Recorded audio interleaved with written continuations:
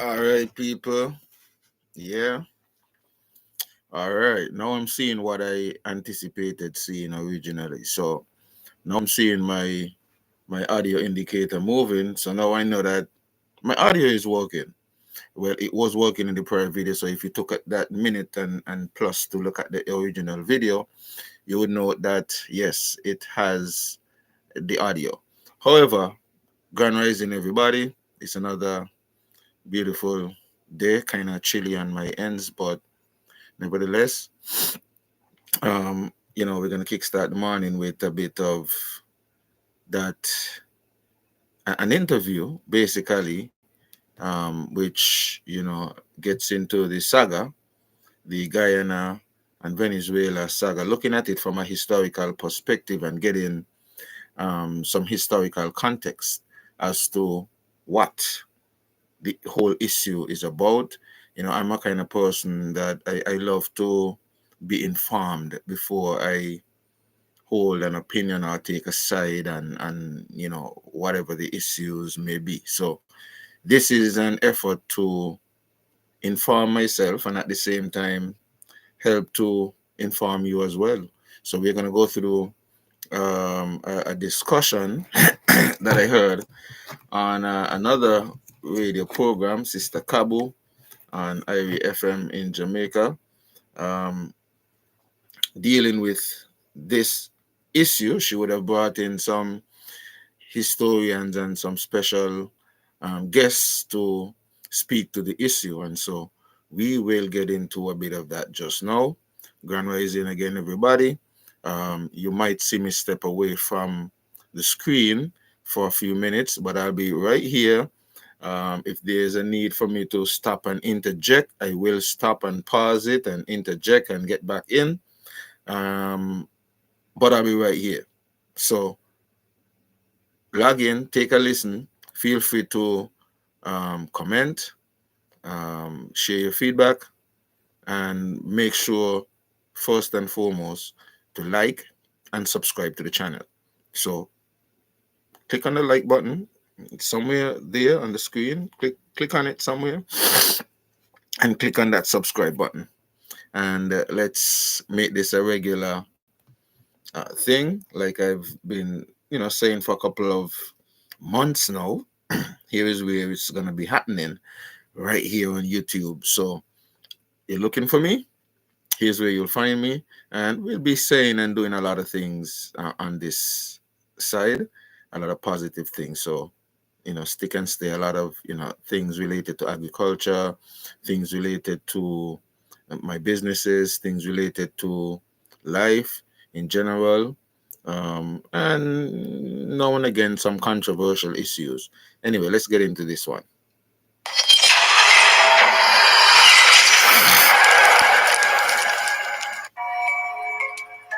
Georgia people begging for the entry into somebody else's house. All right, we're back with you inside of the Africa Forum. This is Running Africa, and just checking out the newspapers in Venezuela. Some of the newspapers in Venezuela, so we're now Últimas Noticias. And Presidente Maduro voto y Lamo a expresar. All right, so President Maduro has voted, and I better translate this. So give it to me in Anglais. So let me go here. All right, so basically what they're saying here, and I'm not able to get the English translation. I'm not sure why. So let me go English, Spanish again. So basically, all right, so what it says, oh, good, so I was right. President Maduro has voted and he has called to express a will in national unity. Starting today, he says, let me quote, starting today, we are going to come out stronger as a country to speak clearly and powerfully. The voice of Venezuela will be one, and the head of said the head of state when exercising his right to vote today. In vote early, man. What time is it in Venezuela now? All right, so there's a picture of him voting. That's pretty early. This is Sunday, December 3. I'm looking at the right thing. Also, it says here, everything ready for the consultative referendum. Let me go here and see what that is saying. So it's all in Spanish. And everything's ready for the consultative referendum. 15,857 voting centers, 28,027 tables enabled in the 335 municipalities of the 24 entities in the country. The people of Venezuela will be writing another page, according to Ultimas Noticias. The people of Venezuela will be writing another page in their history, one in which territorial integrity and sovereignty are once again defended more than 200 years after the independence feat in the 21st century. A new milestone, the paper says, will be established in a battle in which a weapon as formidable as it is powerful will be used. It is a consultative referendum whose power lies in the fact that from it emerges the voice of the people, which is the voice of God. In Venezuela, this is what they're saying. The voice of the people is the voice of God. And you know that's what Vox Populi mean. The voice of the people, Vox Dio. All right, so the voice of the people, which is the voice of God, that is what is coming out of Venezuela today in this referendum. They say today it is more relevant than ever this time in the defense of Guyana Essequiba. So they say Guyana they say in Venezuela, Guyana Essequiba, a territory that by right and history, according to this report from Venezuela, corresponds to Venezuela. And this is what Nicolas Maduro is saying. The Vice President of the Republic, Delcy Rodriguez, recently assured that there is nothing to discuss here about the historical titles, about the legitimate rights of Venezuela over the Essequibo. It is incontrovertible, Venezuela's rights over that territory. He added that Venezuela was born with that territory, that no one gave it away, that no one gave it up, but there was a robbery. There was a dispossession of our territory. And that is precisely what the Venezuelan people who have been immersed in this consultation process, speaking to us, listening to us, are going to express this morning. Despite Guyana's unusual efforts to stop the holding of the referendum before the International Court of Justice, Venezuela Vice President says nothing will prevent Venezuelans from voting this morning in defense of our Essequibo. Nothing is going to stop it. You know, like I say, I'm gonna come and interject from time to time and drop in my 2 cents, right? Now, you know, as I am here listening to that engagement, right? I am here thinking to myself, like, I am here thinking to myself, um, Venezuela is laying claim for the land. Guyana is laying claim for the land. However, the land in question is occupied by the indigenous people who would have been on the land even before the Venezuelans, the Spanish, and the Dutch, French, and English who were fighting for that property. However, in this whole discussion, we're hearing the argument from the Venezuela side, we're hearing the argument from the Guyana side. What about the indigenous peoples? You mean still all know, you know, they are going to be continue to be um like disregarded, and now they have to do what? Try to fit into some one of these societies after they end this? If you know, somebody have to be Guyanese or somebody have to be Venezuelan, when they are indigenous people who are neither a part of neither group. So this is something else that, you know, I am not hearing that so much in the argument and the discussion. But let's see if it pops up in this engagement. I mean, I am kind of like you, just listening to this, and this is just my thoughts. Sorry, these are just my thoughts as I listen to the engagement so far. So I'll step back, I'll continue, but stick and stay, and you're free to share your views and your opinions as well. You can, drop something in the chat. Um, Also, I think I may need to add um, a number that folks can call in if they so desire to call in and be a part of the live session. Yeah, we're definitely gonna have to add that. In the meantime, of our Essequibo, nothing is going to stop it.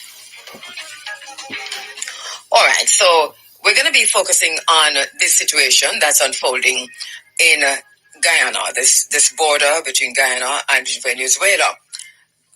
One of the most important things to know is that we're talking about 70% of Guyana, 70% of Guyana. So we're going to be looking at the historical context, talking about the Schomburg line, because that is relevant. Going to be talking also about that arbitration, which we've been talking about for the last 2 weeks. And the Western media talking about really focusing on this renewed tension. When you go to the newspapers in Venezuela, they are excited. They're using reggaeton, not reggae music, but out of reggae, which came reggaeton. So they're using reggaeton, and they're using all kinds of music appealing to the youth. We're seeing that kind of music coming also, not necessarily reggaeton, but all kinds of music coming out of Guyana as Guyana defends its territory. So we're talking about 70%. What I want you to do for me this morning, again, is to Google Guyana and Venezuela on the map. Just say Guyana and Venezuela on the map. And look at what I want you to be aware of what we're talking about. To have an idea of that area we're talking about, and the amount of territory, the vast swathe of land that is under contention. This is that's why Guyana says it's an existential threat. It is an existential threat. So you have the Atlantic, or if you're coming, let me see how you're coming. If you're coming from WE, if you come from west, so you have the Pacific Ocean, then you have Panama, going down Colombia, Ecuador, Peru, and all right. So next you have Venezuela. Below Venezuela, there's Brazil. So Venezuela is sharing a border with Colombia, with Brazil, with Guyana. And then you have the Atlantic Ocean on the other side there. And then so when you look at Guyana, because Guyana, what Venezuela wants, the land that is under contention, the disputed border territory, which was drawn by international arbitration in 1899, the Essequibo territory, that region, it accounts for 2/3 of Guyana. Two-thirds. Most maps will show you the disputed region that Venezuela is claiming. So we're going to be doing a few things this morning, putting this in historical context, looking at what's happening there in Venezuela today, talking about what all of this means for a lot of the program this morning. Looking at the 5 questions that are being raised in the referendum this morning. Venezuelans are asked to vote in this referendum on 5 questions. By the way, Venezuela had a practice vote. This is how serious Maduro, we're going to talk about Maduro too, right?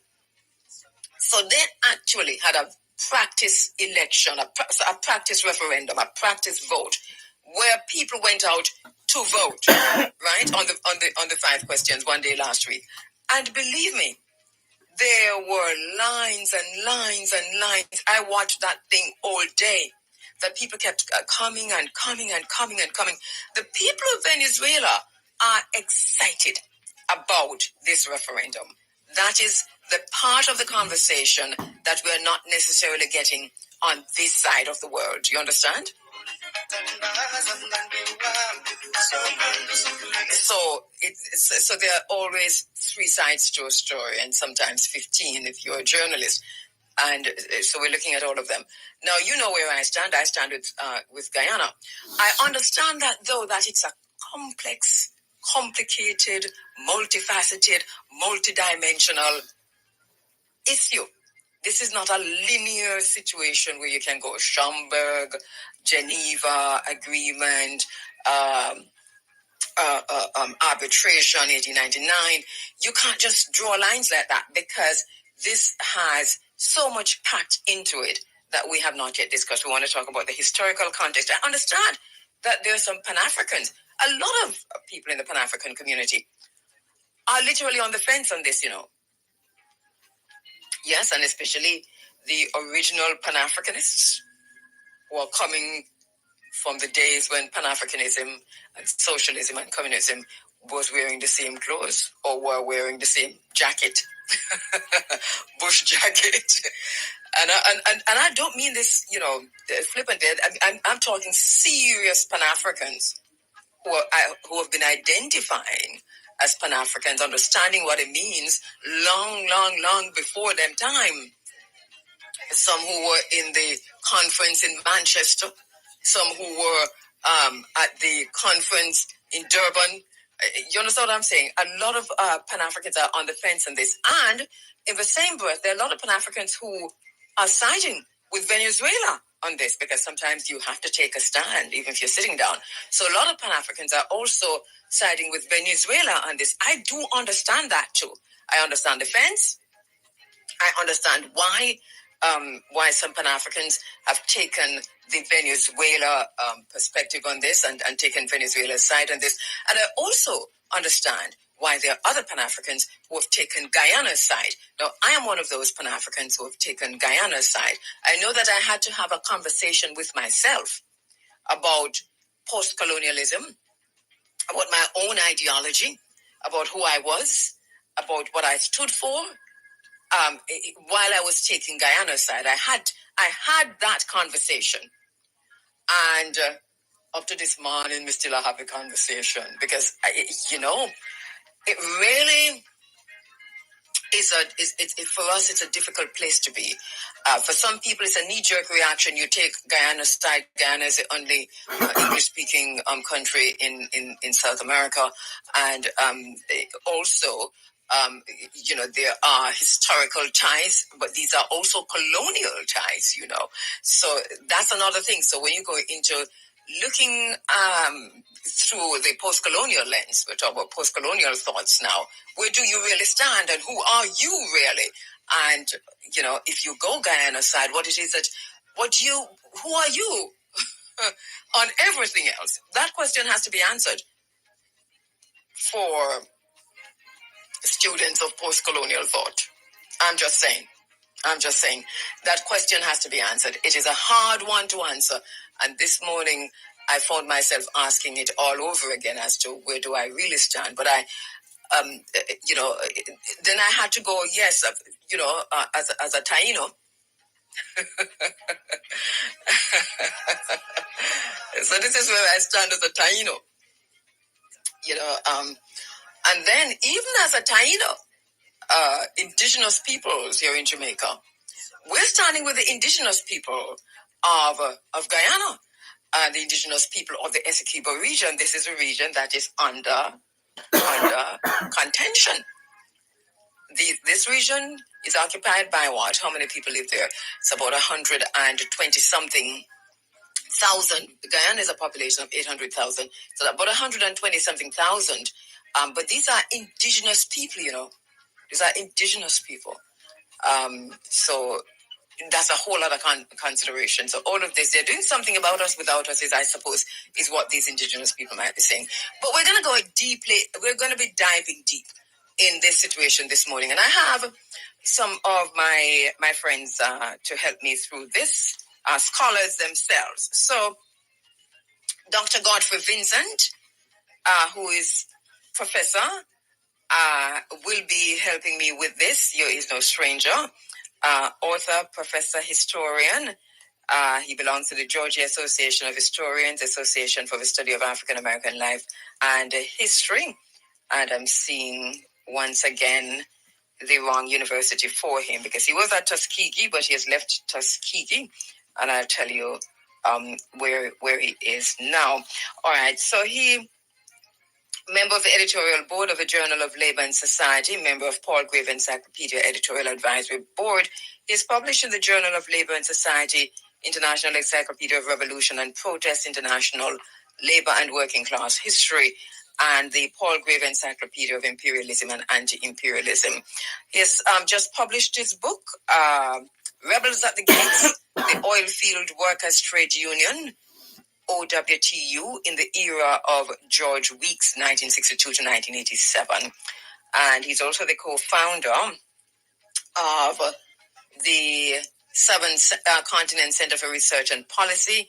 Research interests. His research interests include labor history with a focus on new forms of labor organizations and working class struggles, African diaspora history, Caribbean history, 20th century American history, development studies that focuses on international development, issues in international development and the history of development in the global south, international political economy. So he's going to be coming on this morning to put all of this in a historical context for us. And then my brother David Mohammed is in England today, but we are going to be talking with him also on this issue. And David Mohammed, of course, is a lecturer, sociologist, writer, radio and TV presenter. He is a director and founder of the Black Agenda Project and the Kwame Tourist Center. He's the Eastern Caribbean representative of the Honorable Minister Louis Farrakhan and the Nation of Islam, no stranger to Jamaica. He holds a sociology PhD and a double major bachelor degree from the University of the West Indies in sociology and education. He is the author of Black Studies and Black Youth at Risk, and launched the George Padmore Boys Academy in 2022, teaching discipline, conflict resolution, and life skills to young males 17 years and under. He owns and operates the online radio station Black Agenda Project Radio and is featured from time to time in many Caribbean media. You would have heard him many times here on IRFM. We're going to be talking to him this morning. It is also no joke that he holds a second degree black belt in Jiu-Jitsu Karate. We have to get that in there. My brother David Mohammed, he was a VIP bodyguard who has worked with Winnie Mandela. He's a qualified VIP bodyguard. He's guarded Winnie Mandela in 1998. So we're talking about a brother who has done so much in the struggle. Both brothers, we hope to go as an aside. So this is our focus on Guyana, Venezuela. And then later on in the program, we're going to go live to Kenya, where Dr. Professor Tunde Biwaji is. We'll be linking with him live in Kenya. Also, we're going live to Tanzania, where our brother Jerry Small remains in Tanzania. So quite a few to get through this morning. So we're going to put this in historical perspective. We're going to be looking at the different treaties and arbiters and arbitrations and lines and so on, agreements and all of that. Also looking at the international involvement and the implications of the referendum that is underway today in Guyana, in Venezuela. They're voting on 5 questions. So when I come back from the break, I will pick up on those questions. In the meantime, though, you're inside of the Africa Forum. This is Running Africa. And by the way, last Sunday at the 80th annual conference of the JLP, the Jamaica Labour Party conference, did you watch that? Did you see that? All right, so I watched it. I watched all of it. Is it me or was it pretty short? I don't know. Especially the Prime Minister's speech. I expected him to speak a little longer, but it was pretty short. And it was also underwhelming.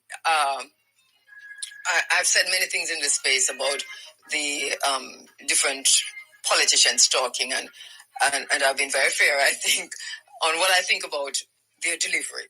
I'm not quite sure, but the Prime Minister seemed to have been a little bit off on Sunday, and it could have been that he was very tired. He probably needs to get some rest. I don't know.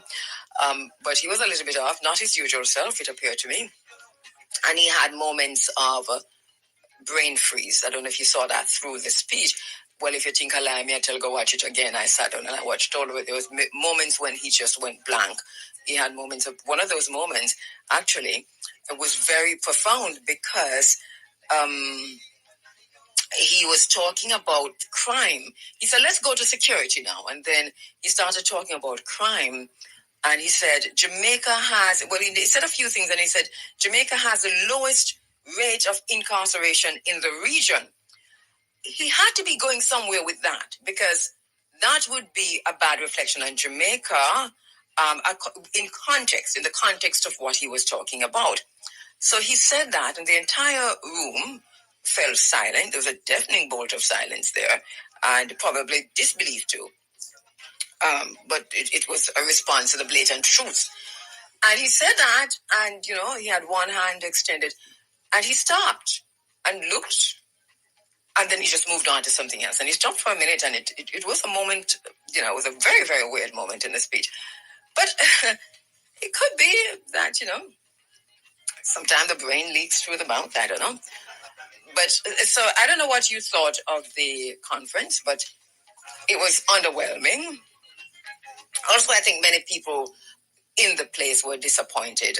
You could see when they were filing out that there was some level of disappointment, because I think some people wanted something to leave with. For example, they probably want an election date to kind of get them all riled up, but there was no riling up.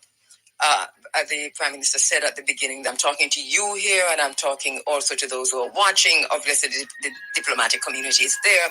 He's a Prime Minister still, and so on and so forth. So I'm not quite sure what happened there, but Yeah, and I should speak to those who are watching. If you're just joining us and you realize that I'm not, on the screen, basically we're listening to Sister Cabo from IWFM, Jamaica. However, Jamaica at this time is getting set for the elections. And so another good thing about listening to programs like these, at least for me, I get a chance to get in touch with other things that's going on around the region, learning a little bit about what some of our brothers and sisters throughout the region are going through and how they deal with things and how things are happening. So I can relate. I can, especially the British speaking territories, I can see the similarities and see how they deal with things. And sometimes things that are going on in their territory, we have similar issues that's taking place in our territories. And you could say, okay, well, it's not just St. Kitts and Nevis, this is happening. It's also happening there, and this is how, they are dealing with it, and this is how the people are dealing with it. And this is, so I love these kind of exchanges. And I think it's quite instructive that a lot more of our people be that open. And especially, seeing that we do consider ourselves CARICOM, and that's a whole other story again, because sometimes I really wonder about, CARICOM and the true value of CARICOM, because seemingly it's like a dog that does not necessarily have teeth. It can bark, and a lot of things are said, but in terms of really biting, and like, for example, heads of government meets and they discuss things, and or they do consultations, or commissions, and they get findings, and then they make recommendations. However, there's nothing binding to say that these recommendations must be adhered to, and a time frame is given as to when these things must take place, and so on. So at the end of the day, what is really the strength of CARICOM? What is, so each territory still have the right to do what, when, and implement whatever agreement you would have come to whenever, so a lot of these things need ironing out. Issues where you have a CARICOM secretariat where each territory is supposed to be paying to ensure that the secretariat operates, and you would hear that a lot of these territories ain't put any money into CARICOM, but they still expect the secretariat and the organization to function. So a lot of these things are things that, so for me, I think a lot more young people in the region, especially St. Kitts and Nevis, need to seek to get more involved. Sometimes there are opportunities for young folks to take on opportunities. I think I saw something recently where they're looking for somebody in gender and but that person they would have to relocate to Guyana. But there's the opportunities that are sometimes available that we can jump on, and I think a lot more of us need to see CARICOM and working with CARICOM and really seek to strengthen CARICOM. I myself, I'm putting up my hand for the reparations side of it. So Carla Astafan, I think you're one of the representatives for St. Kitts and Nevis and that side. I'm willing to work along with that. But anyway, other people, in St. Kitts and Nevis, I'm hoping that you can really seek to strengthen CARICOM, because it's times like these where that strength is going to be tested. And so it might be a side note as we are talking about, as this topic is focused on the Venezuela Guyana saga. However, CARICOM is an issue that we need to zoom in on, and maybe that is something that I, in another edition, could seek to get maybe somebody online with me to discuss that issue, have a discussion along that line, with CARICOM, and seek to not necessarily bat, look at it from a holistic standpoint, look at the weaknesses and the strengths and how we could make it better, and see and more make an appeal to our people and younger people in the territory to involve themselves in CARICOM. However, let's get back into this. It just wasn't the kind of oomph kind of thing that you would expect at the 80th anniversary. Also, for an 80th anniversary conference, it was really very lackluster.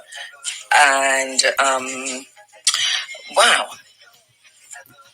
So we're watching to see what happens with the local government election. There's a whole lot of upheaval in politics, in Jamaican tribal politics. Um, you know, anyway, just my 2 cents, my 2 pence worth on what I saw at the conference. The main thing that I wanted to get out is that, not his whole speech on crime and violence. I think we need to go back and look at that, announcing that again, because he's been saying this in many different places, or in a few places at least, that he wants to um, name another ministry, create another ministry to deal with crime and violence. That's a whole lot of tripe. You split. You have Ministry of Security, Minister of Justice, Ministry of Constitutional Reform. This is getting out of hand. This is what people do when they're not able to manage properly. That you create 15 different areas of management and split it up again into 15 different more. So basically what he's saying to us is that we're not managing around here. So we're going to splinter everything and double up on some things, as we have been doing. You name a ministry. What happens when, all right, so you name a ministry that's going to deal specifically with crime and violence? That is foolishness, but you name a ministry going specifically with that. Why is it foolishness? Because you already have the Ministry of National Security and Justice. So what is that for? You split that in a two, and you split that first of all, and then you split it again and have a constitutional reform ministry, or constitutional affairs ministry. And you have an economic growth and job creation over the other side, so that's a whole other story. But so what happens now? Because your intention is to bring down crime. So when you bring down crime, now what you do with the ministry? Disband it. Well, hopefully. But anyway, he should be challenged on this. There are 50 other ways to deal with crime and violence that you have not touched yet. And the Ministry of Economic Growth and Job Creation can start by addressing structural violence in Jamaica. Also, we heard him saying that they're about now to bring all the agencies that deal with issues to do with children and so on. All the agencies are going to be coming. They've been talking about this since 19 how when. Do you know how many programs I've done on this? I've had every single agency member come in this studio since 1998 at least, saying the very same thing. It's not centralized. And to deal with the issue, we have to centralize it. And how we centralize it. And that kind of foolishness. And it's not foolishness. It's a great idea. But you've been saying this from 1998 on my watch. And I'm sure you're probably saying it before that on other people's watch. So there was that. There was also climate change. We told you this 2 years ago. We told you this during COVID, remember? That Jamaica had already doing a lot of things behind the scenes. I don't know if you remember that those programs that we did. Yeah, man. And that this is going to be the focus of the Andrew Holness-led administration because they already had signed off on many things. We gave you the websites. We showed you what they were doing and what was said and who was saying it and so on. But there were no announcements. There were no public announcements. And later on, we saw one little teeny announcement on GIS. But this is all about money. This is all about money. Right now, they're in Saudi Arabia, in Dubai, with them begging bowls. How shameful. This is the situation that's going on now in Dubai. They're there with their begging bowls. This is a crisis. But anyway, so it's this climate thing that you see, Jamaica. You see why I say we can relate to some of the things that's happening because as she's pointing out, they're over there with their begging bowls. And St. Kitts and Nevis, I did see that. I did hear that. You know, literally just over there. You know, but I blame a lot of our people for a lot of what is going on because we sit back and we accept it. You know, you hire some people to do a job, you give them some money to do the job. You keep seeing your debt increasing and no serious way of revenue generating, creating opportunities for revenue generating to really deal with these debts. And then in an effort to appease you, to make you feel like, yes, they're doing something for you, then they go out and beg some more money again to put some projects in place to make you say, okay, they're doing something, but putting you in debt again because it's your money. When they go and borrow and they do these things, you who have to pay it back. Me and you have to pay it back, not them. They do this to win again and get that opportunity to do it again, you know? But as the sister said, they go with the begging bowls, you know? The begging bowls. Yeah, let's get back to it. It is now an agenda item on for government. You know, it all has to do with money. All right, I'm going to take a quick break and go to my first interview and come back. I think later on in the program to pick up on some of these issues and some of what we heard coming out of that conference. Burger King with the best tasting burger under the sun. The time by Burger King is now 2 minutes after 7 o'clock. And I want to go to the phone lines now to speak to my very special guest. And let me see if Dr. Godfrey Vincent is online. Dr. Vincent? Yes, I'm here. Greetings, Dr. Vincent. How are you? I'm fine.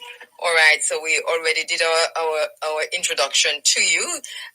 And thank you so much because I know you have been traveling these last few days. So I know that the jet lag must still be there. So thank you for the early morning get up to help us to have this conversation about the Guyana Venezuela Essequibo border dispute in context, historical context. So thank you so much for that.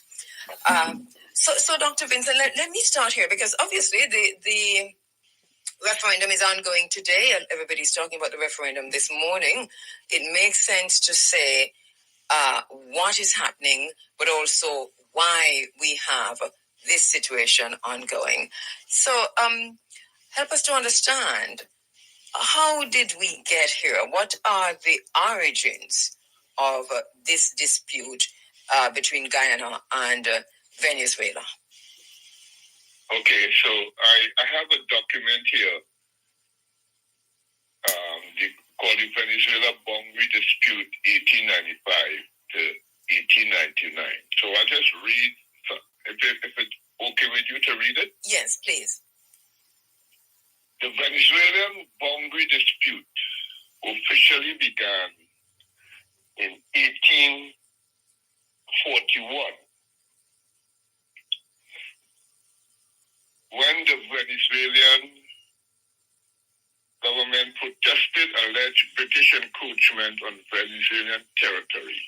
In 1814, Great Britain had acquired British Guyana, North Guyana, by treaty with the Netherlands. Because the treaty did not define a western boundary, the British commissioned Robert Schomburgk, a surveyor and naturalist, to delineate that boundary. His 1835 survey resulted in what came to be known as the Schomburgk Line, a boundary that effectively claimed an additional 30,000 square miles of Guyana for Guyana. In 1841, Venezuela disputed the British delineation, claiming territorial delineations established at the time of their independence from Spain.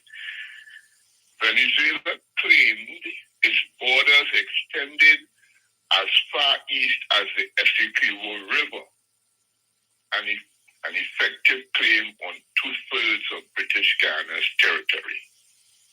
When gold was discovered in the disputed territory, Great Britain sought to further extend its reach, claiming an additional 33,000 square miles west of the Schomburgk Line, an area where gold had been discovered. In 1876, Venezuela protested, broke diplomatic relations with Great Britain, and appealed to the United States for assistance, citing the Monroe Doctrine as the justification for U.S. involvement. For the next 19 years, Venezuela repeatedly petitioned for U.S. assistance, calling on its neighbor to the north to intervene by either sponsoring arbitration or intervening with force. The United States responded by expressing concern, but did little to facilitate a resolution. In 1895, invoking the Monroe Doctrine, newly appointed U.S. Secretary of State Richard Onley sent a strongly worded note to British Prime Minister and Foreign Secretary Lord Salisbury, demanding that the British submit the boundary dispute to arbitration. Salisbury's response was that the Monroe Doctrine had no validity as international law. The United States found that response unacceptable, and in December 1895, President Grover Cleveland asked Congress for authorization to appoint a boundary commission, proposing that the commission's findings be enforced, quote, by every means, end of quote. Congress passed the measure unanimously, and talk of war with Great Britain began to circulate in U.S. press. Great Britain, under pressure in South Africa with the Boers and managing an empire that spanned the globe, could ill afford another conflict. Lord Salisbury's government submitted the dispute to the American Boundary Commission and said nothing else of the Monroe Doctrine. Venezuela enthusiastically submitted to arbitration, certain that the commission would decide in its favor.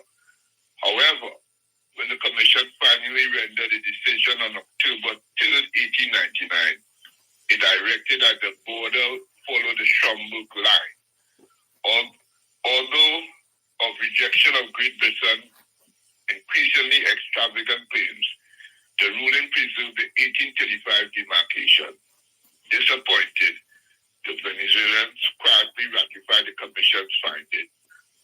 Of far great significance, the Anglo-Venezuelan boundary dispute incident asserted for the first time a more outward-looking American foreign policy, particularly in the Western Hemisphere. Internationally, the incident marked the United States as a world power and gave notice that under the Monroe Doctrine, it had exercised its claimed prerogatives in the Western Hemisphere. End of quote, U.S. Department Archives. So this document here gives us some historical context as to the situation, ongoing situation between Venezuela and Guyana. Thank you so much. Online, Dr. Godfrey Vincent, we're talking about the Guyana-Venezuela border dispute. Within the context that today, there is a consultative referendum that's underway in Venezuela. There are 5 questions on the referendum. Guyana has brought this to the International Court of Justice. They ruled on it on Friday. We'll come to that ruling in a little while. In the meantime, though, there's a historical context to what is unfolding in Guyana, at the border between Guyana and Venezuela, that Essequibo region. There's a historical context to that. Godfrey Vincent is helping us to understand this. And you just read, Dr. Vincent, from a document out from the which archives? The U.S. Archives, United States Archives. This is documented. It is archived. This is the original agreement. And that the dispute officially began in 1841. Remember that Britain bought Ghana from that whole region, right? What they call the Ghana was owned by the Dutch. And Britain bought that part of the Guyanas from the... See, then when we as Rastafari talk about reparations, talk about the struggle, a lot of you say, oh, y'all are always coming back and talking about the past and always bringing back up the past. But you see how the issues of the past are still what is creating and causing a lot of the conflicts that we are dealing with. And as we speak on that, it has brought me to the point to interject this in the St. Kitts and Nevis context. This is why it baffles me when I'm getting mixed signals from our leadership, when on one side of the Narrows, we are hearing a leader saying that he is going to ensure that by the time he leaves office, that we don't have a governor general. We are a republic. And on the other side, we are hearing it makes no sense to do that because it is just symbolic. And so it shows you the mentality, because I don't understand why, even if it is just symbolic, just for the argument's sake. And I say for the argument's sake because there's another twist that I can put into another spoke I can put into the wheel. However, I don't want to take away from the discussion that we have here. So I want to focus on this. But, it's just, to see that we are still at that level where, even if it is just symbolic, that it is necessary to remove that, at least for us, from a psychological standpoint, to still be talking about you're playing allegiance to King Charles, and your Governor General, who holds the highest position according to your hierarchy of things, is the king's servant, the king's representative, because the king can be everywhere. So she represents the king in whatever territory they are in. So the spin that I'm saying I could add to it, which as I said, I don't want to get into that. Why is it that you think that it just has to be a ceremonial president? Why can't you reconstruct whatever it is so that the president is an executive president, similarly to the American system? Because that would also mean that it takes away a lot of the power from you all, because that president will have more power than you all to some extent. So the prime minister or the premier would not necessarily now be the highest in the land. And what is wrong with one of us aspiring to that, to becoming a president, an executive president? What is wrong with that? Why is that discussion is not even, why is that not even thrown into the discussion? Like I say, that is a whole other debate which will take away from where we at with getting the information in regards to the Venezuela, Guyana saga, and getting the history and the historical context behind what we are dealing with today. The Dutch in 1841. Yes, go ahead. So, with a treaty with the Netherlands. So, what we have to find out is whether or not, to what extent the Netherlands, when they had owned that part of the world, had encroached on lands of Venezuela. Right. So, what we're finding, what we're finding before you go on to the British signed the treaty. Yes. The treaty did not define the western boundary. Mm-hmm. Mm-hmm. So the British commissioned this British naturalist to draw a boundary. That's Robert Schomburg. Right, Robert Schomburg. And in 1835, the survey resulted in what known as the Schomburg line, that effectively claimed an additional 30,000 square miles of Guyana. Mm-hmm. So it means, if that is based on what is documented here, that the British had encroached on Venezuela's land. Yeah.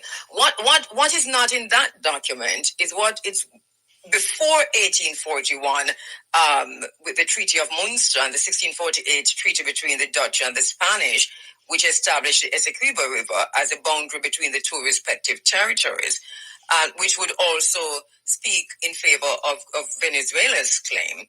But they had said then that there was imprecise language there in that treaty and ambiguity. So and here we're talking about land that belonged to the, if you're going to use the word belong, that the people who were here first were the indigenous people, right, Dr. Vincent? So you're talking about the Western world, through colonization, the Dutch, the British, they took the Dutch and the Guyanas took the lands away from the indigenous peoples. Right, and here we are. So the land was not theirs in the first place. And here we are with this is the problem we are facing in the world. Yes. Sister Kabu, is that all the problems in Ghana, what is happening between Ghana and Venezuela, that is because of colonialism and continuance of imperialism. Same thing I just said. These lines were arbitrarily drawn. Yes. Yes. And if the British gave the Schomburg the rights or to draw the line, then of course you will draw the line in favor of the British. And in that way was actually claiming land. I know you talk about 1841. This is what we're talking about. 1841. Yeah. Right. So prior to 18, sorry, my mistake. The Venezuela boundary dispute officially began in 1841. That dispute was going on since 1841. Right. And so right? this line, because from 1814 we know that Great Britain had acquired British Guyana by treaty with the Netherlands. Right.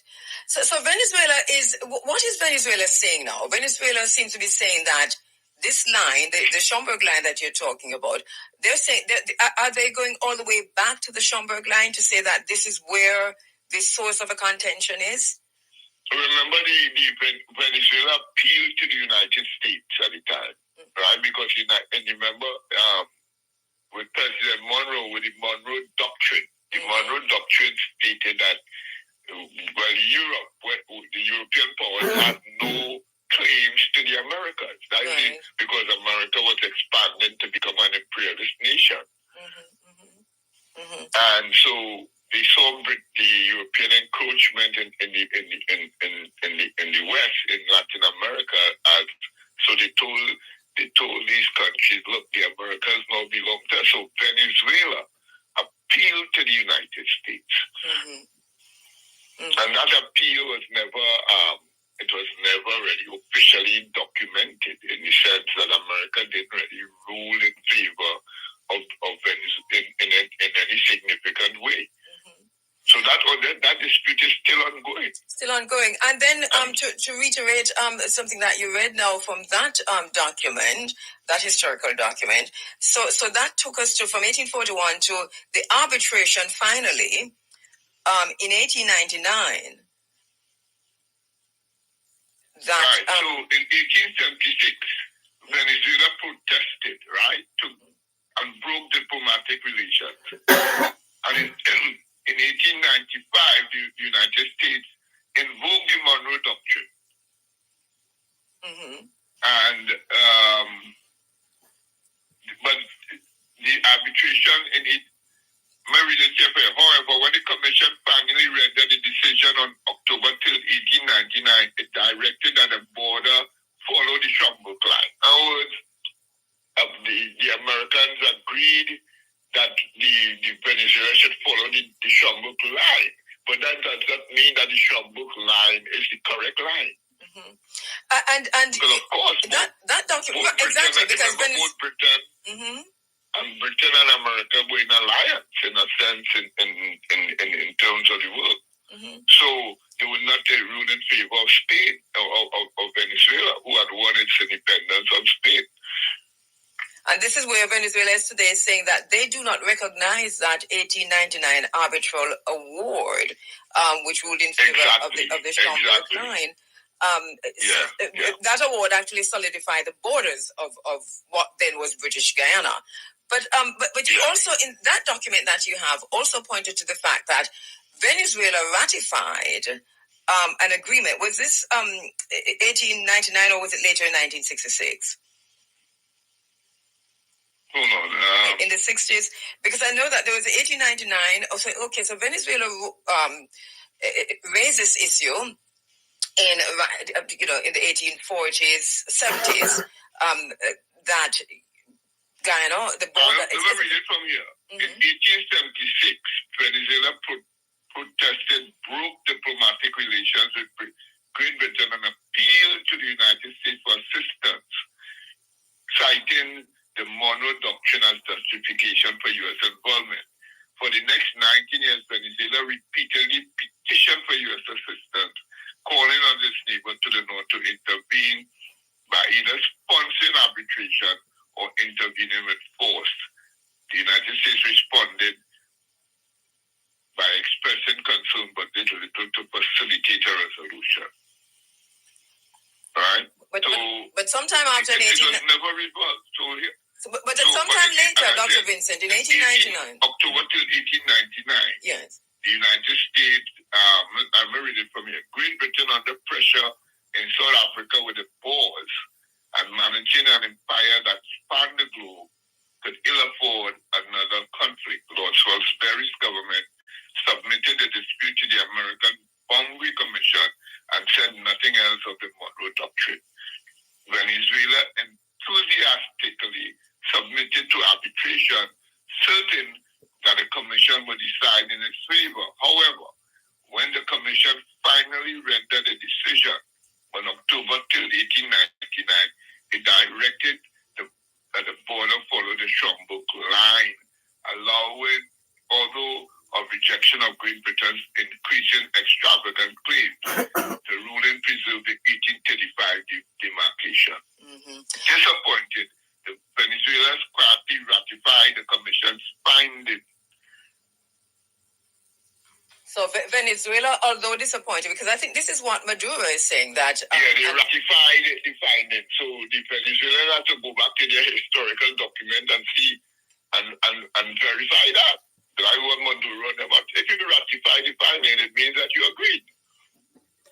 And then we have the 1966 Geneva Agreement. I'm not quite sure how much if that document references that Geneva Agreement between Guyana and Venezuela in 1966, which later on agreed to resolve that dispute through peaceful means.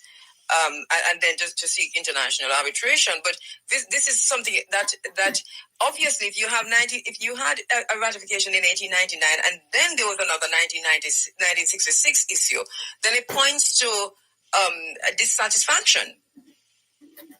Yeah. So it's an ongoing. But we have to go back to the thing. If Britain claim another 30,000 square miles after the Schomburg line, they went back and claim another. When gold was found, they claim another 30,000 square miles. Yes. So looking at this through our post-colonial lenses, I think for us as African-centered people, we find ourselves with a dilemma. I'm not quite sure about you, but for me personally, that I'm firmly in Guyana's camp on this. And I'll say later on in the program, I've been saying it for the last 2 weeks. You're looking at 2/3 of Guyana now, but then. Here we have a situation where land is in contention, where the land, the rhetoric coming from Guyana is that the land originally, Essequibo, belongs to Guyana, to Venezuela. This is what Venezuela is saying. Guyana is saying the same thing. But the historical records, especially from the archives that you just read, are showing you that, well, first of all, it belonged to the indigenous people. The people in that... Well, the land belonged to the indigenous people with colonialism, right? Mm-hmm. When the Dutch had control of the Guyanas, what we call it was the Guyanas. Then the French came, had part of the Guyanas. So you had the Netherlands there, right? Suriname and all those places, what we call Suriname today. Although that was called the Guyanas, it was belonged to the Dutch. So the British made a treaty with the Dutch. And they bought that part of the Guyana and called it British Guyana. Mm-hmm.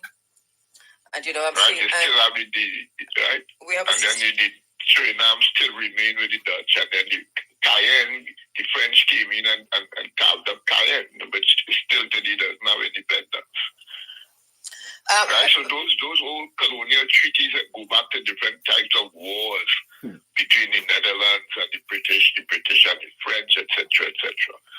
And so boundaries in the new world. See what I'm saying? You see what I'm saying? Yet they tell us, oh, forget about these things. When Rastafari come and talk, you see all these things that Rastafari would have been talking all these years, all the things I have lived to see, all the things that Rastafari would have been saying and get beat up for, get locked up for, get ridiculed for, get persecuted for. Like the scriptures say, stone that the builder refused become the head cornerstone. Were arbitrarily drawn. Yes. First, the lands were taken away from the indigenous people. Mm-hmm. And because I'm sure, because remember the Amerindians, they are still there. In the region, they had no dispute. They were good. Venezuela had Amerindians, just one family. Right, one land. They were trading and crossing. They didn't have no line to say, well, this is my territory or this is your territory. They were sharing the Essequibo River and the Orinoco River together. The thing about it now, though, is that the people who are in that region, in the Essequibo region, that is disputed, 125,000 people out of the 800,000 Guyana population, that these people, for the majority, the last I heard in terms of statistics, 90-odd% of the people living in this disputed region are Amerindians. These are original indigenous people. So do they get a say in all of this is the question. They have no say. They have been marginalized. They have no say in the dispute. Right.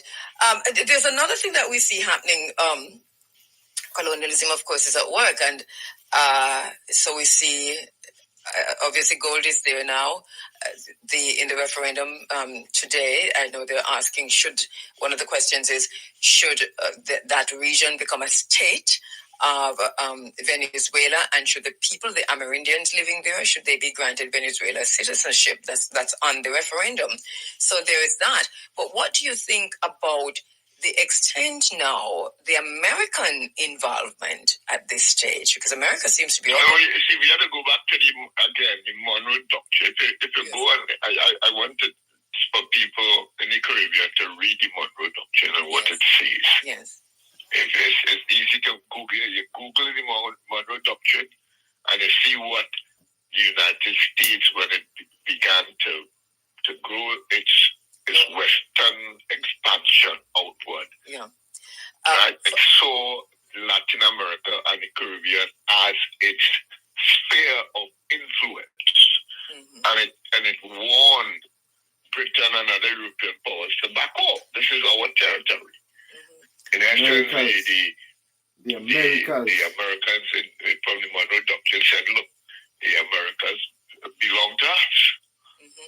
And at the same time, coupled with the Monroe Doctrine, which says you can't interfere if you're European, you can't interfere on this side of the world. What we claim is ours, the principle of uti or uti possidetis, which really is it complements in a way the Monroe Doctrine for them, because it originated in that context of decolonization, particularly for Latin America, Africa, and Asia, which means that as you possess, as you own it as you possess it. So basically that's what it translates to. But we also have a situation now in the region where we have the Caribbean Basin Security Initiative, and we have AFRICOM on the continent of Africa, which is the militarization of Africa. We have SOUTHCOM in these waters, which is the militarization of the Caribbean and South American waters. So we see now where Venezuela is saying that SOUTHCOM is actually in Guyana, and this for us is a crazy situation. And it seems to be true, because I saw something this morning where the presence is really there. What does that mean for the region when you have the American military in Guyana now to defend, so to speak, the borders against Venezuela? Well, you see, that whole conflict with Venezuela and the United States, is ongoing, and other nations are joining in terms of proxies, in terms of where your allegiance to stand with America in the region. Yes. We're going to continue the conversation on this, but what you have done for us, Dr. Vincent, is really to put this in a historical context, and thank you so much for that. That document that you have, I'd really like a copy of that, because this is straight from... I'll forward it to you. Yes, please, because this is straight from the horse's mouth. This is what they were doing, and recording at the same time. It's like... This is from the U.S. State Department archives. Yeah, so it's like WikiLeaks. Thank you so much. Thank you so much, Dr. Vincent. Really appreciate it. Yeah, so I will forward it to you. Yes. And congratulations on your book. The book is out. Can you tell us a little bit about it and where we can get a copy of it? Yes, the book is out. There is a website called Caribbean Books Network, and I can forward you the website, and yes, you can share it with people in Jamaica and the region. All right. Thank you so much. The book is out, and we are doing book launching, so I guess another time you can have me on to talk about the book. Most definitely. When I've read the book, I've already ordered my copy. I hope it's on its way to me, and I hope that we can talk soon about it. Thank you so much, Dr. Vincent. Sure. Thank you very much. In Venezuela, they're saying the Venezuelan sun rises in Essequibo. Essequibo belongs to Venezuela. This is what is happening today. The 5 questions referendum happening today in Venezuela. There is an underlying issue here because even while we're talking about this, thinking that they're not gonna war, remember the Falklands and remember Grenada. There's some things that seem innocuous at first, and it's just gradually escalate, and I'm thinking that this has the possibility that there is a potential for this kind of escalation in this region because of the politics that is involved in this. We're standing by for my next special guest online,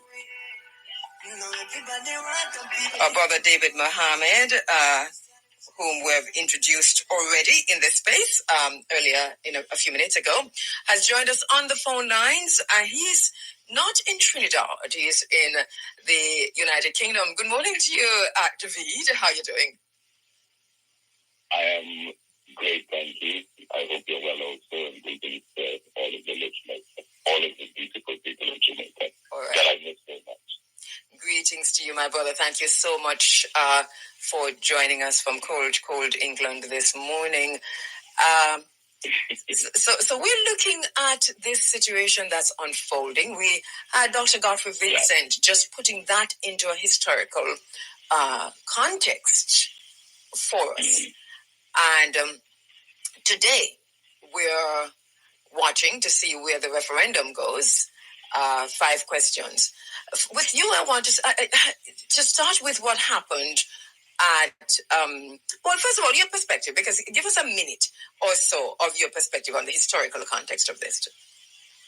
Right. Well, historically, as with many other situations, many other land disputes, many other border settlements, and something that I intend to speak about very soon as well is the humanitarian crisis in the Congo, which is probably the world's most ignored humanitarian situation. All of these issues, coming back to Venezuela, Guyana, and even Palestine, Israel for that matter, most of it, if not all of it, goes back to European stuff, European interference, and the establishment of systems of government and administration that continue in motion even after they're gone. So this... Hold that point there. Perfect point. 2 points. The one about including Congo and the one about the systems that are left in place even though they are long gone. The systems that are left in place even though they are long gone. We still continue the Westminster style governing system. It's the systems that people who look like me and you, who came from the same neighborhood like me and you, vow, take a Bible and put up the right hand and vow to pay allegiance to maintaining that system. And that's part of the problem. So those same people use their education that they get from their universities, because their universities and schools are a part of their system. And so they teach them how to play the psychological games and use the techniques and knowledge of divide and rule and conquer and all of the other tricks that they use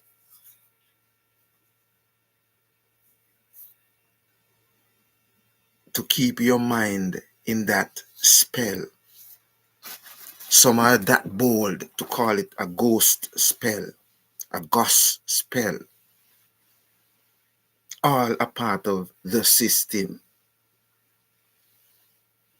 to keep your mind to that point where you can, in 2023, sit comfortable with electing people who seek to maintain that system and pay allegiance to your oppressor without even flinching.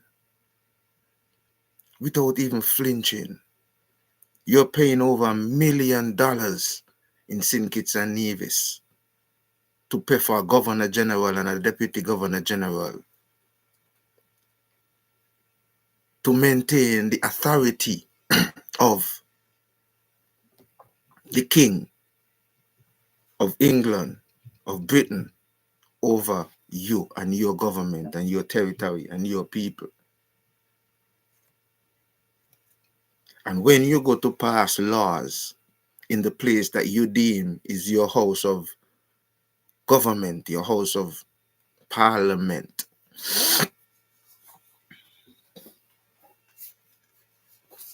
you could only do so if the king's authority is in there, in the representation of a piece of wood that you call a mace. If that mace is not in there, you can't do nothing in there. You can't pass no law. And that piece of wood represents the king's authority. And then you talk about Obi and all kind of things that people believe in. What is that? What is that? A piece of wood represents the authority. And if that piece of wood is not in there, you can't pass no law. And all these ceremonial things you see happening in there. You have to get up when Her Majesty, how you call it? How Madam President get up and all these kind of things.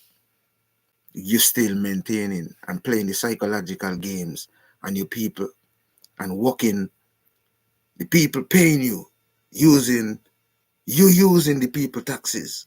You're getting paid handsomely using the people taxes to do whatever you claim that you're doing for them. Ain't consulting with them, ain't got no regards with them.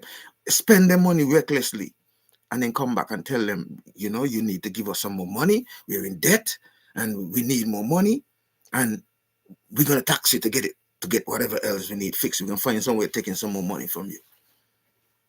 Yeah. And in the interim, we give some little handouts and, sometimes bring in some artists and thing and give you some rum to drink and some food to eat and, yeah, and do some little things and whatever. And you say we're the best and use reverse psychology. When I am the boss, because I'm paying you the taxes and you get your salary coming from my taxes. But you want to make me feel when I hire you to work for me. But politics is the most interesting field, It's one of the most interesting fields because it's the only field where employees speak down to the boss and disrespect the boss and get away with it. It's the only field I know that where the employees cuss the employers, disrespect the employers, disregard the employers, and get away with it.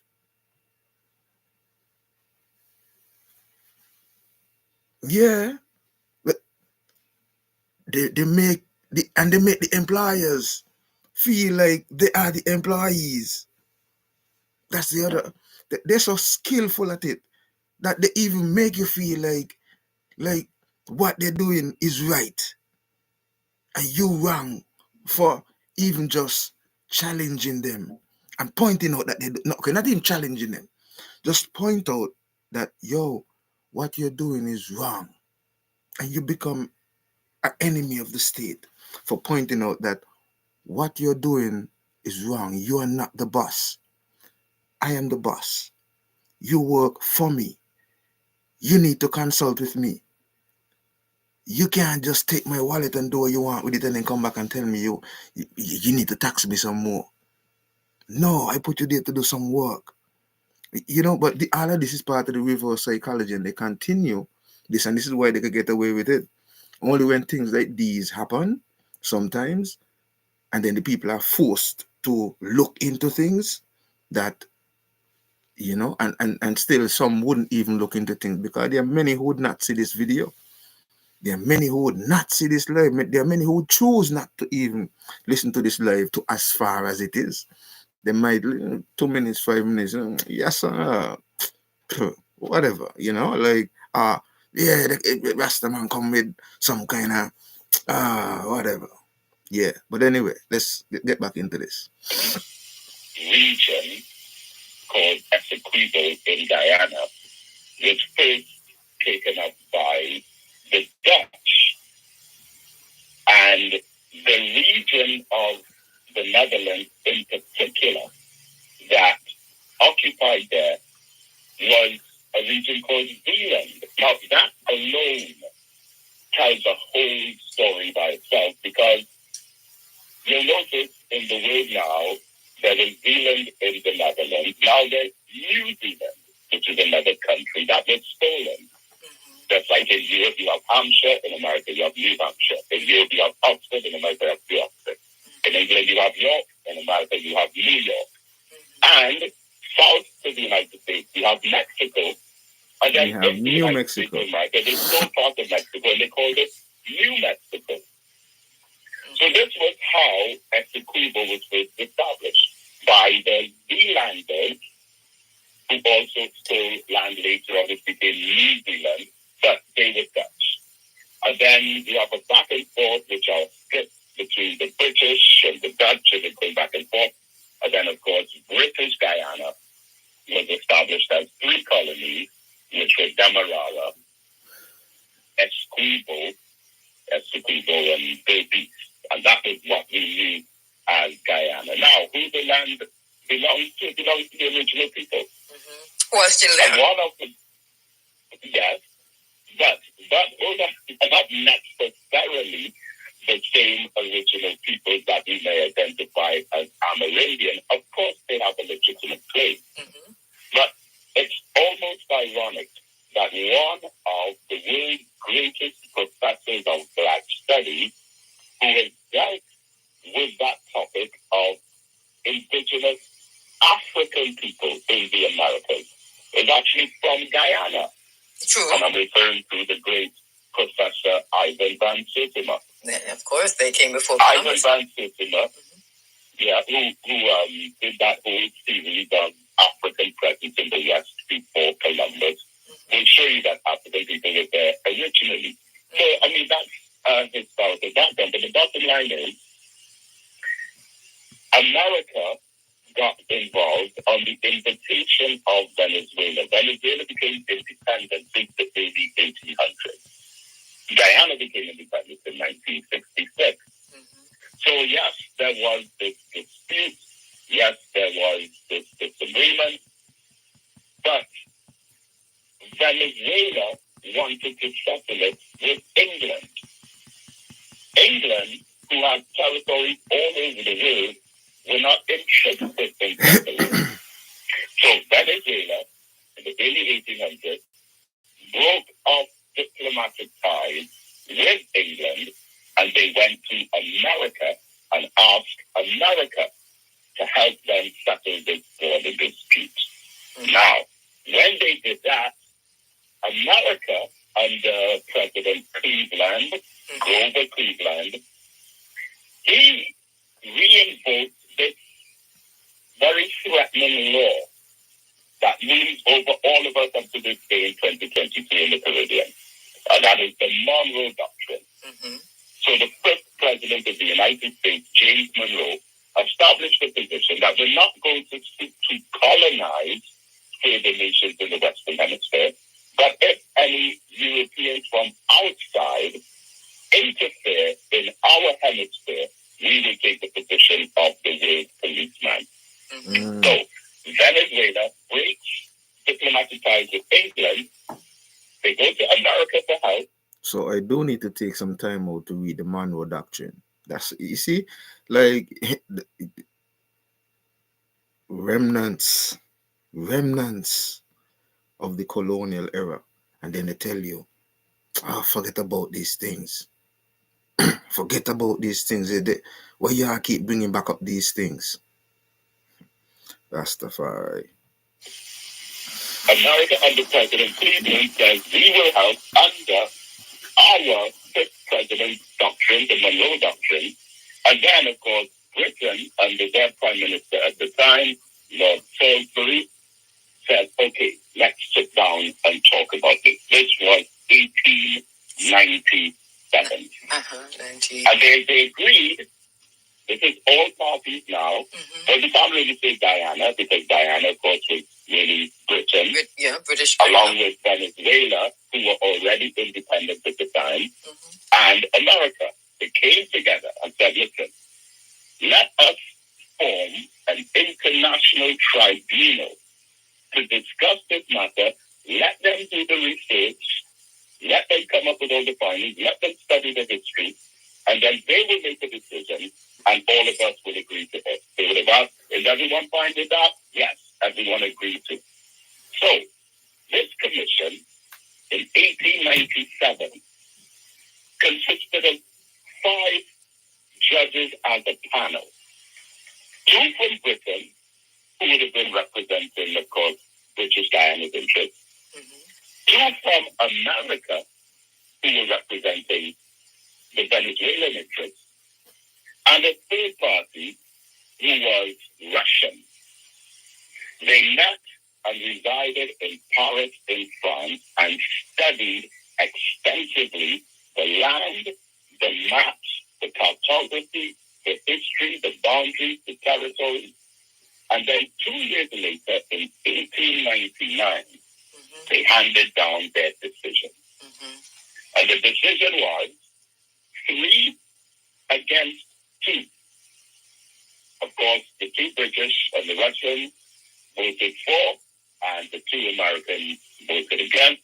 The decision was that 94% of the disputed territory should remain with British Guyana, and 6% of that land should go to Venezuela, which was the mouth of the Orinoco River and a short stretch of the Atlantic coastline. Now, of course, Venezuela were not happy, but 6 years later, in 1905, the issue was settled. Both sides accepted the boundary. They got a German cartographer to route the map. He was Robert Herman Schomburg. Everyone looked at it. Everyone said, okay, we will accept this. And it was settled in 1905. Now, there were 2 factors that would have reignited it. One is, of course, and let's just be plain and impolite about it, Guyana has recently discovered oil. And Guyana now is on the threshold of untold economic success stories and financial liberation, especially coming out of a period of such hardship. And I want to pause for a minute to talk about that. A lot. Yes, no, it's a lot, but it's very, what you're doing is pretty good, because we were able to follow the conversation and to follow the history, especially because we just heard from Dr. Vincent, who had the archival document out of the U.S. archives, just laying out America's involvement, and what you're doing for us is to fill that in and to kind of widen it out for us to see who else were, who were the other persons who were involved. Russia, for example, that the vote was 3-2, and that fills a gap, because Venezuela seemed to have always had this dissatisfaction with the arbitration tribunal that came out of Paris in 1899. They seem to have had a problem with it over time, even though they ratified it. So what you're doing for us is helping us to understand it a bit more. But to take us now to this period, where here we are again. This has been ongoing, because obviously the I think from 2015 let us understand what's happening in the region at this time around 2015, and even before. What was happening in Guyana before the discovery of this, the world's greatest crude oil reserves? What was the socio-economic situation in Guyana? Well, of course, Guyana has been known to have a difficult economy, going back to the days of course, their first president, Jamaican, who was succeeded by the great Forbes Burnham, who I believe has been the most vilified leader of any Caribbean nation. I mean, a lot of others want to claim that they are the ones who've been most positive, but I think without the doubt, it's been him. We admire and respect Forbes Burnham as one of the four founding fathers of CARICOM in 1973, along with Michael Manley, Dr. Williams, and Errol Barrow of Barbados. But in 1982, apparently, under Forbes Burnham, the issue did come up again. And there's even a calypso out of Guyana that is speaking on the matter and saying they're not going to give up any of the territory. Now, the economic hardship in Guyana has been pretty harsh because their main mineral resources have been relying on bauxite and timber, but they also have the added complication of being the largest territory in CARICOM by far. I mean, Guyana is the size of England, but England's population is almost 60 million. Guyana's population is still under 1 million. 800,000. So they've had, about 800,000. I mean, it would be a million soon. And so they've had these difficulties. They're also the only country in the English-speaking Caribbean that has had racial violent conflict between between Africans and Indians. I mean, there are reasons for that, which could take a different analysis. Yes. But and the whole idea of the black market, what they call the white market, was prominent in the 1980s. The scarcity of a lot of goods that were being sold. But Guyana has given us so many brilliant writers and researchers and icons in the African Caribbean community. Forbes Burnham himself, who was actually the brainchild of Carrie Chester, right? As well as, of course, Professor Ivan Taylor, one of the greatest Black Studies professors, also stepped. Even the great Eddie Grant, who was largely responsible for bringing Caribbean music into Britain, along with the Jamaican reggae artists. And even though Jamaica has adopted wholesalely Walter Rodney, the Jamaican people, not the government, of course. Yeah, Walter Rodney, of course. Because Walter Rodney was in Jamaica when he wrote Groundings with my brothers. Right. But how he was funded by Africa, coming out of Guyana as well was a major factor. Even England's most prominent Black member of Parliament. He's a member of Parliament for Tottenham, David Lammy. Yeah. He also has Guyanese parents. And I mean many others. Joy Reid, who's on MSNBC in America, she has Guyanese parentage as well. So Guyana has contributed so much. Right. So I want to look. So this is becoming a issue of consciousness. Yeah. So I want to also look at Venezuela, because these are two countries now that obviously Guyana is it's unequal in many ways in terms of, you're talking about, although the size of England, 800,000 population, most of Guyana is rainforest. That entire area, the Essequibo area, is mainly rainforest, by the way. But so Venezuela itself, just during Chavez, I think, and after Chavez, if we could take it from there. Yeah, well, Venezuela, of course, is going through its own crisis as we speak. I mean, Trinidad and Tobago's population is 1.4 million. It's estimated. No one knows the actual figures, but it's estimated that right now as much as approximately, well, estimates go up between 7 and 11% of the Trinidad population are persons who came across on boats from Venezuela over the last 5 or 6 years.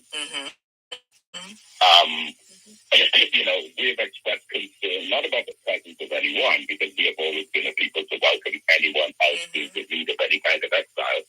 We have Africans from Africa who actually intermarry into African Trinidadian population. When we have them being detained unfairly in detention centers, and persons from other parts of the region coming in and not receiving the same kind of welcome, we see that Venezuela has been welcomed with open arms. Also, a significant number of Venezuelans have gone into, not as much, but quite a few have gone into Guyana.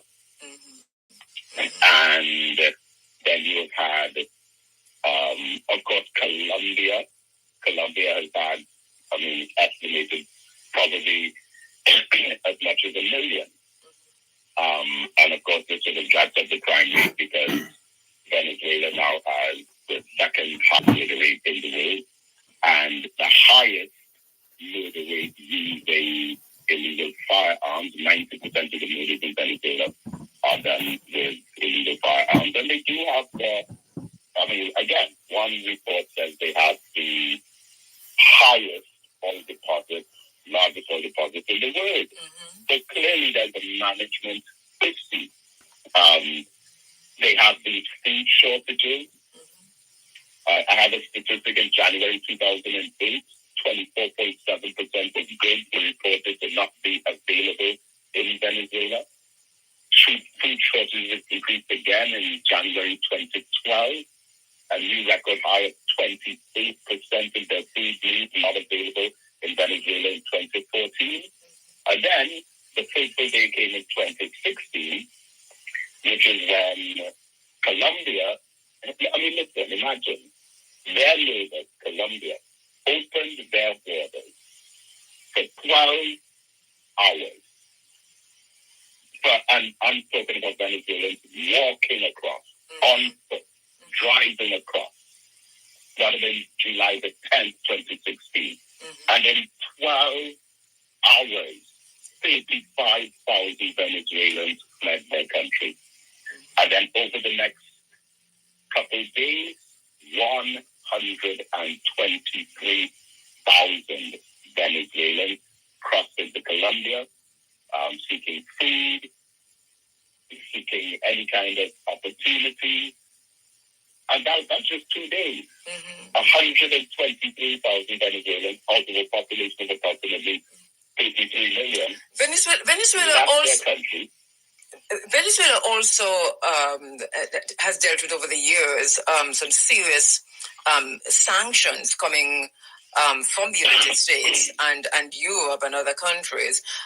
They've had some serious sanctions in Venezuela for many, many years.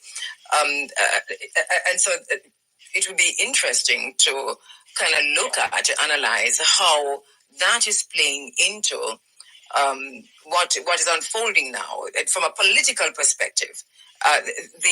What do you think? What are your own thoughts on the America-Venezuela relationship? Obviously, sanctions were lifted the other day. Some, not all, some were lifted the other day. Yes. And America has gone to Venezuela for oil because now they're in this problem with Russia. So there's also that as we speak. What's your take on all of that? Well, one of the most interesting things about this is how the tables have changed. Because when the border dispute was being arbitrated between 1897 and 1899, Venezuela were running to America for help. And it was Russia who was siding with Britain against Venezuela. Now, America sees Venezuela as one of its peripheral enemies, and Russia is seen as the ally. So, of course, the whole fear in the region of the communist influence and the sympathy towards Russia, and of course we have the proxy Cuba, and now so many good diplomatic relations between Caribbean nations and China. So once Russia, China, and by extension Cuba come in the picture, then America raises red flags. So because since and again, it was somewhat of a military takeover that brought in Hugo Chavez in 1992 into Venezuela. So they tended to scorn those kinds of political/military operations. You see, America doesn't support coups in other countries unless they fund them themselves. You understand? Unless they orchestrate them themselves. Like the one, similar to the one they were orchestrating in Venezuela up until the time of the Ukraine-Russia conflict.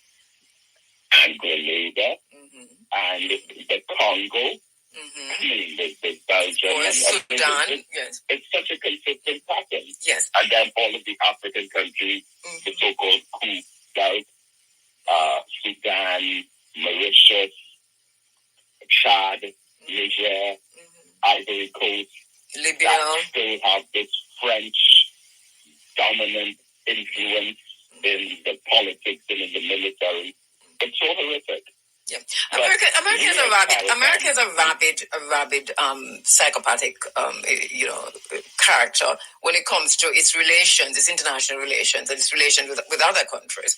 So we see the same thing. But Europe in general, and I mean, my beloved sister, you know how terrible America's history is in that regard. Yes, but of course, we can even present arguments to say that England's history is even worse.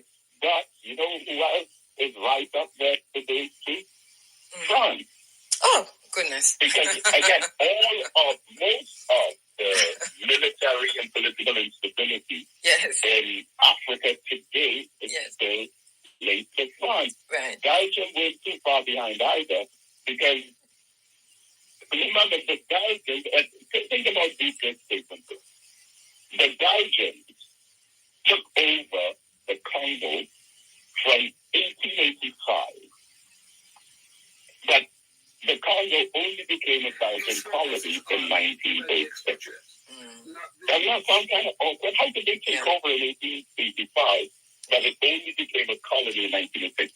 And the reason for that is the whole country, the Congo, which had so much mineral wealth and resources in it, from 1885 to 1906 for 11 years, was the private property of King Leopold. One man owned the whole country. And it was only because of the rumors and the factual reports of the atrocities and crimes against humanity that he was guilty of, killing millions of Africans. King Leopold killed more Africans than Hitler killed Jews. But he's not even considered a bad man in many circles. Until 1906, Belgium took a decision and said, look, we have to take this country from this one man. Not to give independence to the people. They took it from him and the country took it over. The parliament took it over. Hold the line. But they have such a history that is consistent with all of this. Hold the line for me, Dave. That is, in spite of the fact that Guyana had asked the International Court of Justice to intervene. I don't know what Guyana thought. The ICJ, I think, would not have done that on any day, but they had expected that would have happened to stop the referendum. And the ICJ gave its ruling on Friday. Ruling interesting because it depends on which side of the fence you're on, or if you're on the fence, how you would have interpreted this, right, David? Because Guyana says they won at the ICJ. Venezuela said it was a victory for them, and those who are on the fence said, well, this is a good thing. Because basically what the ICJ has said is Venezuela shouldn't do anything to upset the status quo. But Guyana really was asking for the referendum, for the ICJ to rule on whether the referendum could go ahead. But that referendum is underway as we speak. President Maduro has already voted, and it is a festive spirit. I'm looking at the newspapers coming out of Venezuela. It's a festive spirit. It's high parties like Carnival that's happening down there. Spring Garden are coming kind of thing. In Venezuela this morning, people are out in their numbers voting on these 5 questions, which we want to get to those 5 questions. But I want to wrap this, Brother David, because what you have done here in terms of kind of broadening this to a global through a global lens is to say wherever the colonizers go, they have created these problems and have left people, because this is not just land, it's people warring against each other for land that their ancestors lived on centuries before. Now, bearing that in mind, what do you think is is there a reparations conversation to be had even in this dispute that is going on right now in Guyana, Venezuela? Again, we must ground this particular conversation in the research of Professor Ivan Van Sigma. We cannot just leave that as peripheral leisure reading. We have to recognize our African heritage and legacy and connect it to our existence as CARICOM state. If we ignore that, then that would be to our own detriment, and others will be coming to take advantage and continue a legacy of that on their part. You know, I have one unfortunate thing to say in regards to my research on this Venezuela Guyana situation, and that is, and this is not entirely so, but I have noticed that most of the people that I've spoken to who are Venezuelan or who grew up in Venezuela were very much aware of this land dispute. Very much aware. They learned about it in elementary school. A lot of our people from Guyana, though, and again, there are, of course, several exceptions, but I'm talking about by majority. A lot of our people in Guyana were not as familiar with it until it became an issue. Because remember, Venezuela were independent in 1811. Guyana, even after we became independent in 1966, we still continued with a colonial and post-colonial educational system that teaches the empowerment of European civilization and their continued spread in contemporary times. This is why the Honorable Minister Louis Farrakhan and a delegation from the Nation of Islam from the late 1900s to early 2000s went to Africa, went to the Sudan, met with the leaders of the faction, went to the Congo, went to Ghana, Nigeria, went to Libya in person with researchers and writers and journalists. And of course, and you, I can report to it so that we don't have to rely on BBC, CNN, Fox, and ABC. Yes, exactly. And this is what we have to do. We don't have to go too far to research our own history. We are already right there. But we must document it in such a way that it empowers our next generation so that we don't have to be scrambling for information when those detrimental times come. And with reparations, it's the same thing. Yeah. Right. So I've been looking at this, saying to myself that, this is, with all of the conversations we're having, yes, we're paying attention to the referendum, but yes, I agree with you. We must ground this in the works of Professor Van Sertima and the reparations conversation. This must become part of that question.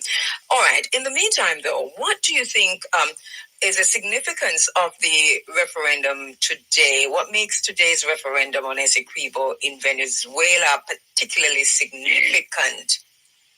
How does it fit into the region, broader regional dynamics? Yeah. So there are a few different theories on that. One is that President Nicolas Maduro is under social pressures within the borders of his own country, and a move like this would be seen as very nationalistic, with patriotic intentions to increase the wealth pool of his country. But we have to bear in mind, and all of us have to bear in mind, that what he is proposing is to take CARICOM territory. It's not just Guyana, but it is part of the union of Jamaica, of Trinidad, of Barbados, and all the other Caribbean nations. That is what is at stake here. We can't just see it as Guyana. The international court did say nothing should. Well, the way he put it, that's one of the reasons why I was saying when I made the point about CARICOM, I said I'll wait and see how things play out. You understand? Because it fits into the conversation, even though I was saying at that point that I segued a bit into CARICOM and made my point where CARICOM is concerned. But see, be done to disrupt the tranquility of the region, as it should be respected as a zone of peace. And CARICOM, who have very good relations with Venezuela, reminded Venezuela after the ruling that Venezuela cannot, by a referendum or otherwise, violate international law and disregard the order of the world's highest court. So there will be other diplomatic and trade and harmonious consequences if they proceed with this. And I think if, let's say, the referendum is in favor of the government taking that action, I think the way, to be honest, my estimation is that it would probably be about 70% yes. Because that's to bear in mind as well that most. Well, before I miss this point, right? You know, we also need to recognize the implications of the agreements that these people who we elect, who are our employees, go and sign on to, adhere to, without consulting with us. And so, in the end, these positions have implications for us as a people, because now a lot of at the end of the day, these people now have to sit and make some decisions in terms of which side they're on, who they're gonna take sides with, or if they're just gonna. And in some cases, you can't just stay neutral, because in some of these cases, staying neutral still puts you in a position where, especially in a small island state where you are looking for, where you don't have certain resources, and you are always looking for funding and or access to other resources, you know. Those who oppose the government of the bureau are the ones who fled. So if there are 100,000 Venezuelans in Trinidad right now, you will still be among them. Most of them will probably say no. Because they're the ones who are displeased with it. As a matter of fact, there are Venezuelans outside of Venezuela who are having little marches and protests and demonstrations in support of Guyana. I've noticed that. So, and also asking for the sanctions. Yes. Well. Yeah. But they're not. But the thing is, all the ones who support him are the ones who will be voting.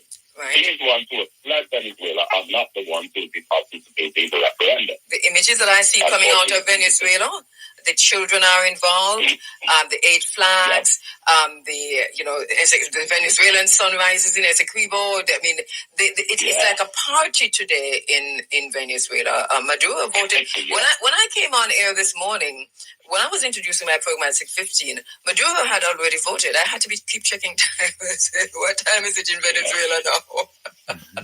Yeah, so we do have that festive thing going on, but there are implications, as you pointed out. What are the implications for the region? Many people are saying that they don't see where this will escalate into a war. But a few things are happening, and I want you to comment on this. One is that Brazil has already moved troops along its borders, and they say they're doing this in response to what they see happening in the area. There are already not scuffles but movements of troops from the Venezuela end also. But you talk about a country, Venezuela, that has 28.2 million people, Guyana that has 800,000. We see the United States of America has gone in with Southcom, into Guyana. What are the wider implications of that? What is really happening here? And can we ignore ExxonMobil and the United States behind all of this? No, we cannot. Let me recommend our listeners that they go and see that new movie that just came out on Napoleon. All right? Because for two main reasons. One, of course, and they did not portray people over there in the film, even though to other Caribbean people, that was probably the major part of Napoleon's biography. And second, under Napoleon, reintroduced slavery. So even after slavery was abolished in the French colonies, and Napoleon betrayed and tricked people over there, got him to leave Haiti, imprisoned him, and he died under Napoleon, they reintroduced slavery. Now, none of those things were portrayed in the film about Napoleon's life, which simply says one thing. Those episodes in history were not important to them, but they're important to us. They live in America, and when they choose to put their military and business footprint, they don't necessarily take into consideration what's in the best interest of the population that they disrupt. They simply use the term America's vital interest. Look at Henry Kissinger. He died at 100 years old, about 3 or 4 days ago. It really tests your faith. Believe me, test your faith.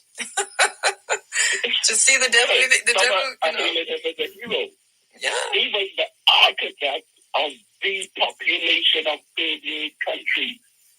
He was seen as a war criminal. It makes you wonder about the universe. But again, it depends on who is doing the talking, who is doing the reporting. Yes. So we cannot adopt wholesale America's interest and think that there's some kind of distant intention to benefit us. They're going in for their wealth and their resources, even if it means defending them militarily. Is Guyana then making a mistake? Is Guyana making a mistake? And why is CARICOM? I heard Professor Mark Curtin calling on CARICOM to convene a summit because he says that a press release, a statement is not enough coming from the CARICOM. He says this is urgent enough for CARICOM to convene a summit. But CARICOM seems to is kowtowing to the United States. And of course, the United States is where it is. ExxonMobil, the Shell and oil. Yeah. Remember, they had gone into Venezuela for oil, and this is why they have lifted some of the sanctions. Now they're in. Now that there is an opportunity, and this is what it seems like to me, I'm not quite sure if they didn't create the opportunity themselves to capture more fully Guyana's oil. Because as it is now, they're saying they're not going to set up a base in Guyana, but they're there with Southcom. That's a militarization of Guyana. Right. Because Guyana needs that help. If America sets up office with nothing but pens, papers, and computers, trust me, that within itself represents military occupation. You don't have to physically see troops in roads and tanks. So Guyana is making a mistake. Missile launches.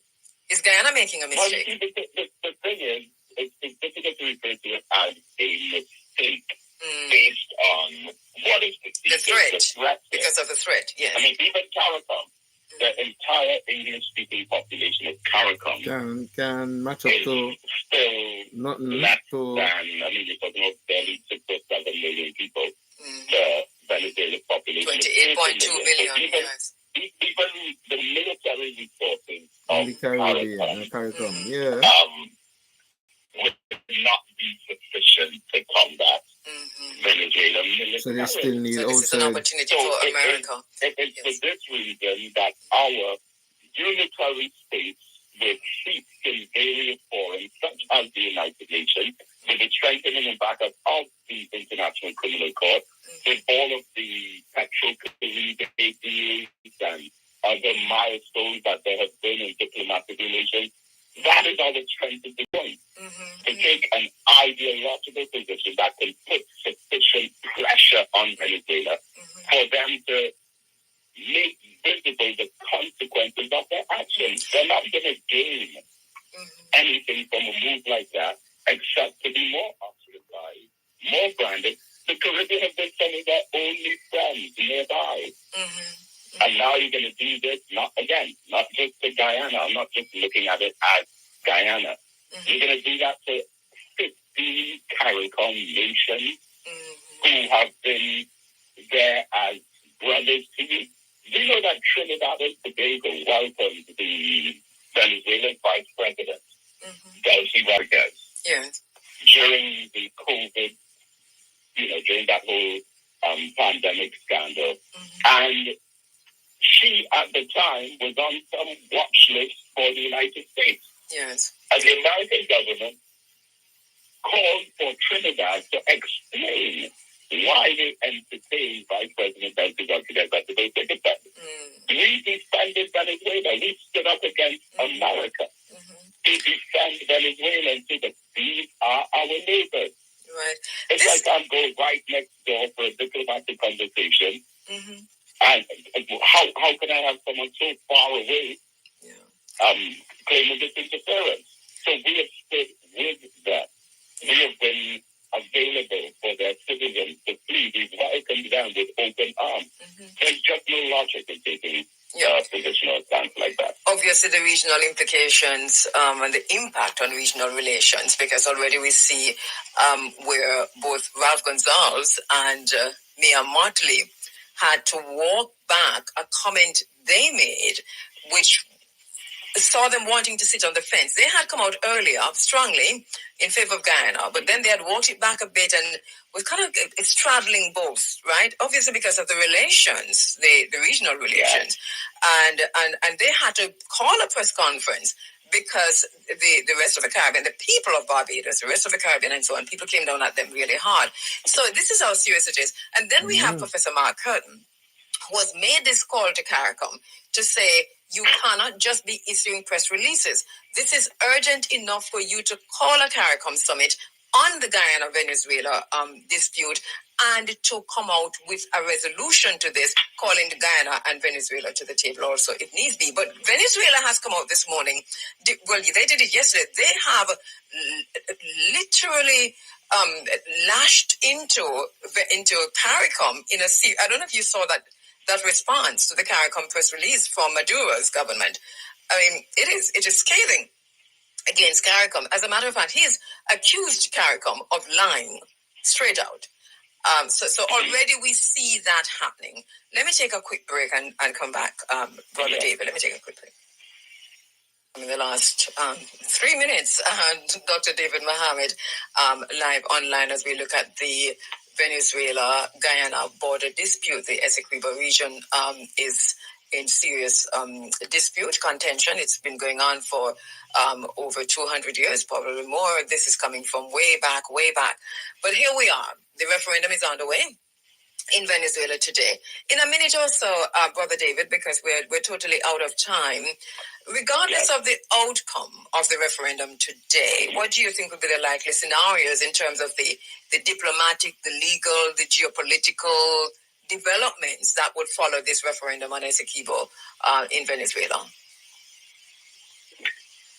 Well, I think that one consequence of this for Venezuela is that they may find that afterwards, by taking this action, that they have even less friends than they had before.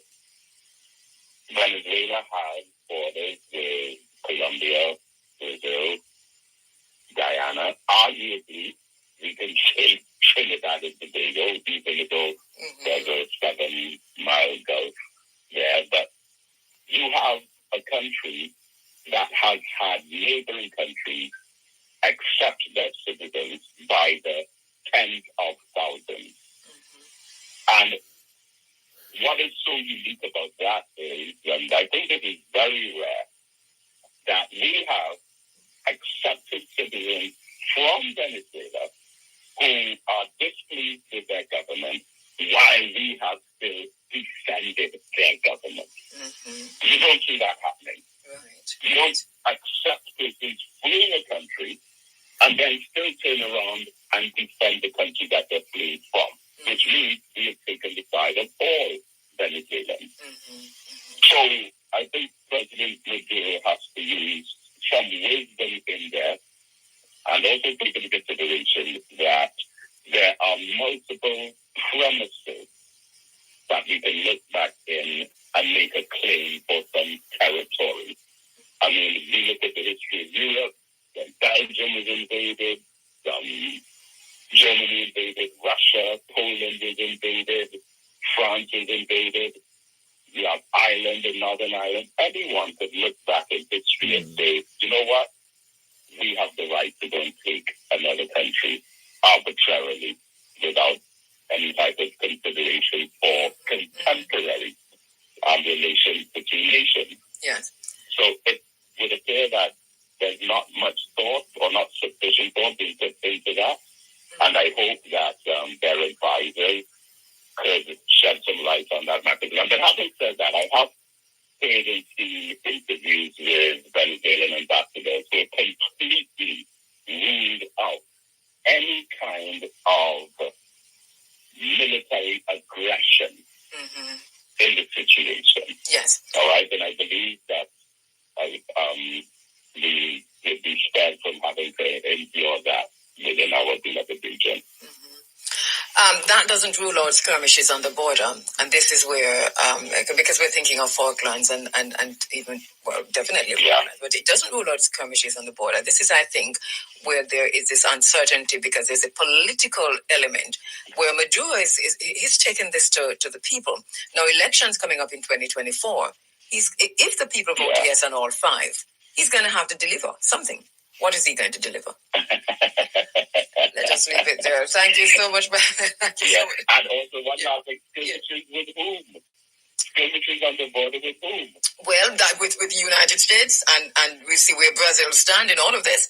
But definitely, but America is already there. Even though America has come out to say that there's no military base in Guyana. They don't want to put a military base. But Southcom is already there. Southcom is a military base. Yeah. You know. But thank you so much, my brother, and we'll continue this conversation. Yes, and we'll see what happens after the referendum. We'll talk again. Yes, looking forward to it. Thank you so much, and love and blessings to all of Jamaica and all the listeners in the diaspora. And to you too, my brother. Take care. Take care. All right. Our brother David Mohammed there. Wow.